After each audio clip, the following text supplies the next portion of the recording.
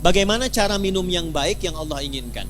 Diajarkan oleh Nabi SAW, idza quddimat ta'am, jika hidangan itu ditampilkan, perhatikan kalimatnya, khudh biyaminika ma yalik, ambil dengan tangan kananmu. Satu, yang paling dekat denganmu. Ini ada di sini misalnya, izin. Kemudian di sisi lain ada minuman yang agak jauh. Yang diinginkan oleh Allah, contoh lewat Nabi, ambil yang paling dekat dengan tangan kananmu. Ketika ibu meminum seperti ini, diambil yang paling dekat dengan tangan kanan, dalam rangka menaati Allah lewat petunjuk Rasulullah, itu sudah masuk kategori ihsan. Selanjutnya, samillaha au qulu bismillahirrahmanirrahim. Sebelum diminum, ucapkan dulu bismillahirrahmanirrahim. Itu saat dilakukan semua tahapan itu, maka kegiatan minum itu disebut ihsan namanya. Biar jelas ya Bu ya, contohkan nih biar jelas. Ini buka dulu tutupnya ya, karena nggak mungkin diminum dengan tutup ya. Ambil dengan tangan kanan, jelas. Sebut nama Allah, bismillahirrahmanirrahim, minum. Alhamdulillah. Jelas? Belum jelas? Ambil dengan tangan kanan, sebut nama bismillahirrahmanirrahim. Jelas? Alhamdulillah. Maka saya pelan-pelan, kegiatan minum itu yang disebut dengan ihsan, dan dia menghasilkan nilai di sisi Allah, disebut dengan hasanah namanya. Nah, hasanah inilah yang kemudian melahirkan apa yang kita sebut dengan berkah. Berkah. Ini dia. Teruskan turunannya. Berkah inilah yang mengantarkan pada kesuksesan dan kebahagiaan. Sukses plus bahagia. Ini asalnya. Dan keduanya ini tidak berhenti di dunia. Sepanjang dilakukan dengan sifat ihsan, ditulis dengan hasanah, keluar sifat berkah, mengantarkan pada sukses dan bahagia, dan perjalanannya terus panjang mengiringi sampai ke akhirat. Sampai ke akhirat. Pelan-pelan ya. Ini poinnya.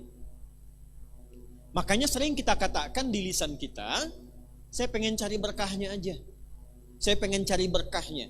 Nah, berkah itu bukan harus kita tafsirkan sedikit, tidak. Bisa banyak.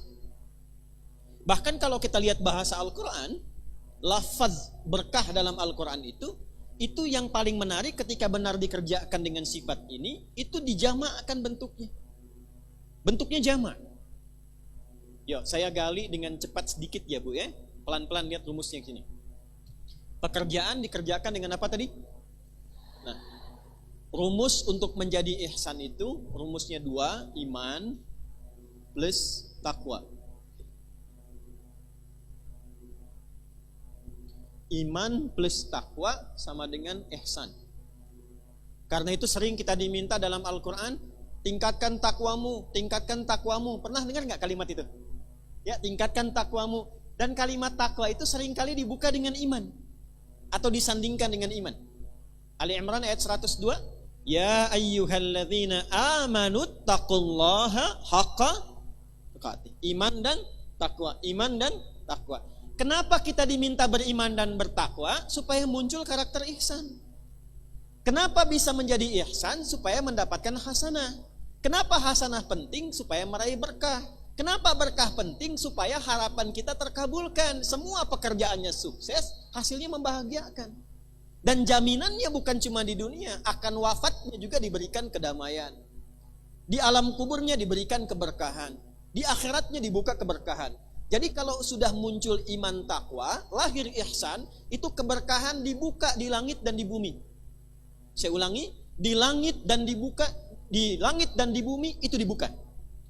Ada di Quran surah ke-7 ayat 96. Rumus ini ada di Quran surah ke-7 Al-A'raf ayat 96.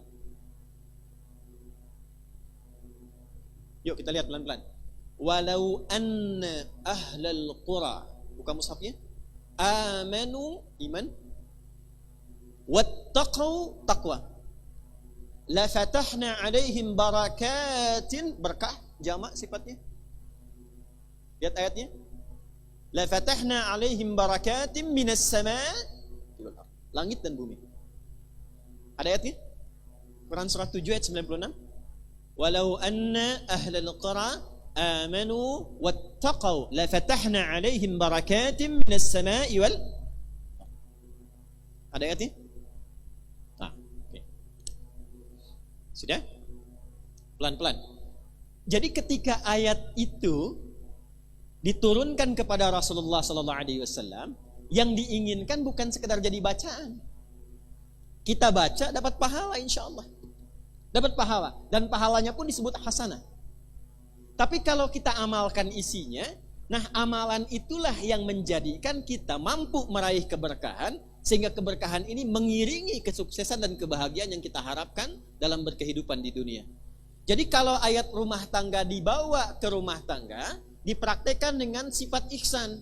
Suami menjadi suami dengan sifat ihsan, istri mempraktekkan ayat Quran dengan sifat ihsan, maka kehidupan rumah tangga akan cenderung mendapatkan berkah. Berkah itulah yang mengantarkan pada kebahagiaan dan kesuksesan. Itu dibawa pulang sampai ke akhirat.